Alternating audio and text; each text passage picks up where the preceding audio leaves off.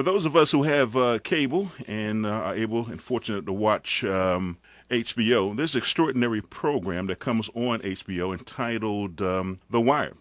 And one of the young, inspiring talents that's on this particular program, she's on the telephone line with me right now. She has a very powerful new book entitled Grace After Midnight.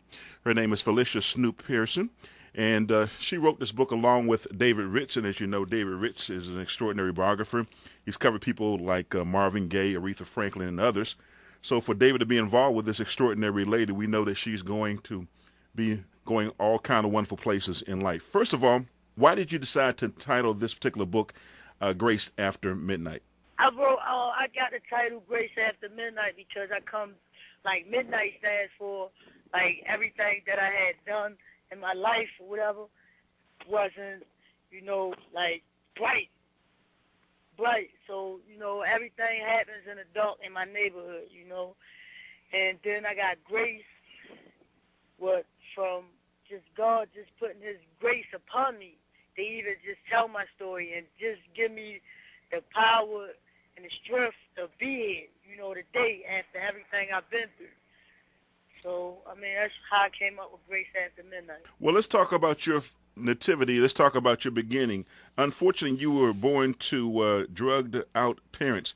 Tell me how it is to be a small, tiny, 3-pound-year-old premature baby who has their eyes crossed, and how do you grow up in that kind of situation? I came up, in a foster home. My eyes was crossed. And, I just kept getting teased a lot, I just kept getting teased a lot. It was real hard. I just started getting in trouble, and then my foster parents got my eyes fixed, and then not knowing my mother or my father, period, not knowing what my mother smelled like, not knowing what my mother looked like, not even just knowing how her voice sounds. That's real hard on a child. That really is, because I used to always sit at the door and just wonder, like, all right, is she coming or she ain't coming? And then you got the regular kids. You know how kids is. They just tease you like, yeah, you're adopted. That's why you don't know your mother. Like, and that really hurts the child, But, through grace, I really got through that. Well, because of that situation, now some kids don't necessarily go the wrong path, but again, as I mentioned, this is a family-oriented program. What are some of the things that you got involved with that put you on the wrong side of the track as you were growing up? My neighborhood, it was always filled with, violence and drugs. So, I come from a good family. Like, my foster parents, they was a good family. I come outside, once you chill, you can't keep your child in the house all their life. So once they come outside, they got to make choices. And that's what my book about, choices. Like, I came outside and just got hooked up in the wrong crowd. Like, the wrong crowd. That's all it is, man. And, I always thought for myself, but it's just like somebody always in your ear. And then you're a child, so you think, like, this person with a whole bunch of money or whatever doing the right thing, in which they not, because everything looks good, it's not good. Well, how did you move from being someone who's on the wrong side of the track? Now everything seems to be going real well for you. You're now a accomplished actress. So how did you end up being able to be a part of The Wire and be an accomplished actor on HBO? I met Michael K. Williams. He played a character, Omar Little, on a show, and I met him at a nightclub, and he thought I was a guy because they was looking for a guy to play this role, and he said I had fit the description, and I told him I was a girl. And he was like, no, get out of here. And I said, yes, I am. So he told me to come and talk to the writers and the producers the next day, and I talked to them the next day. I auditioned 2 weeks later, and here I go. It's just been on ever since. We're talking to an actress who is a part of an extraordinary TV ensemble called The Wire.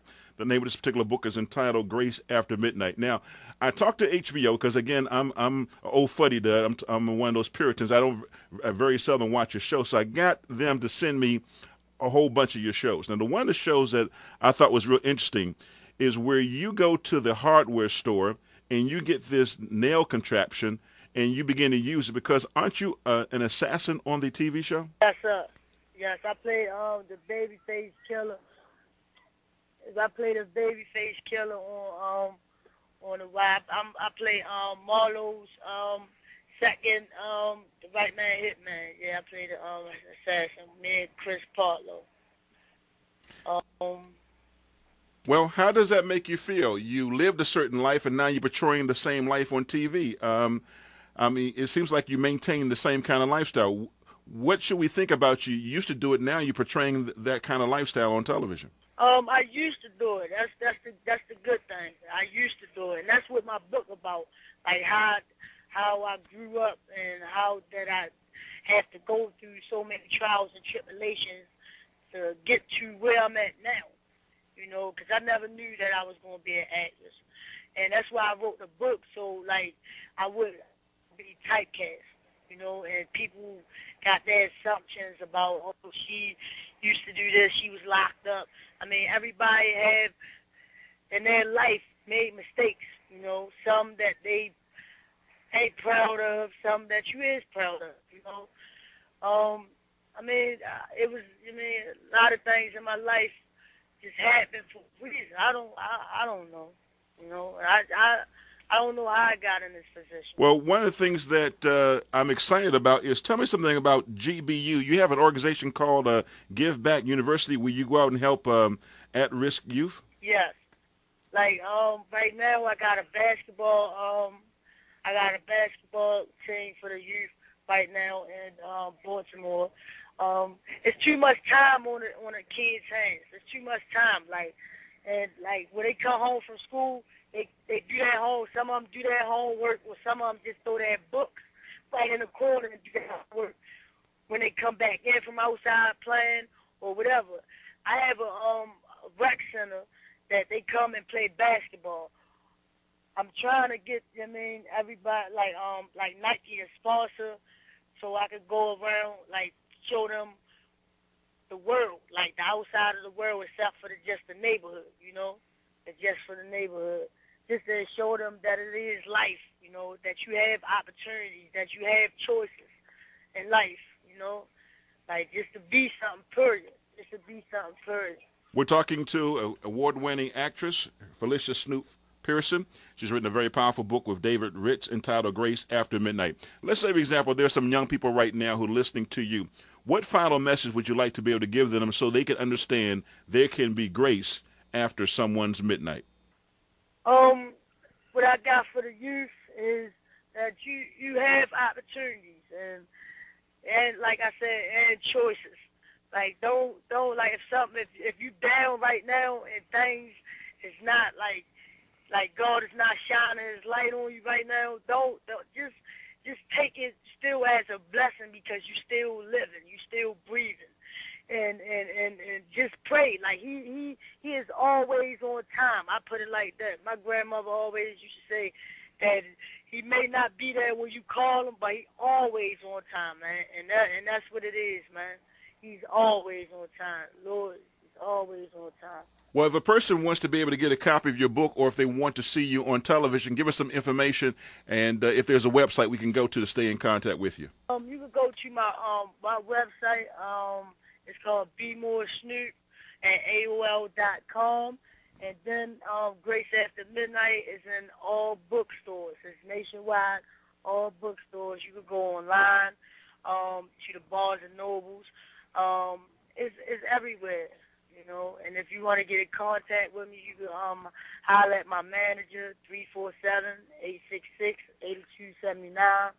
Her name is Allie. And, man, I just want the youth just to come up. That's it, man. There's too much violence out here, man. Well, I appreciate you sharing your time with us. This is Alvin Jones and you, and we're learning a whole lot that there is truly grace after midnight.